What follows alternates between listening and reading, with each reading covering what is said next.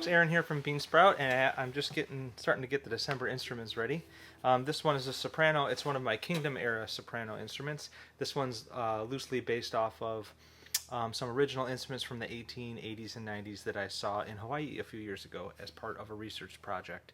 So I try to make these instruments pretty close to those as models, but then, you know, modernize and update as needed. I also like to use a lot of the same techniques, tools, and materials that those original builders used. So in this case, we've got a soprano. The back and sides is some nice curly koa.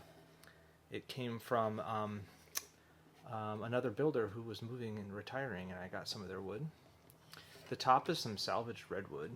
Really cool looking stuff. I think this is from my friend Chris. He gave me this piece of redwood.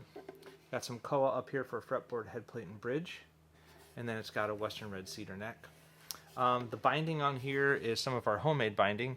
It's little layers of maple, walnut, oak, and myrtle. And then that's what's used for all the inlay. So this instrument, the customer asked for a radius fretboard, which is fine. It's got fluorocarbon strings. These tuners are actually geared, even though they look, you know, like the old-fashioned violin ones.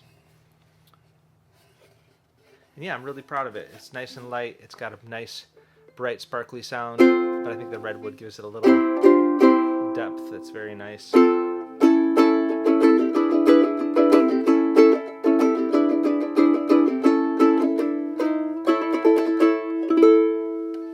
there you go. That is number 1005. Cheers.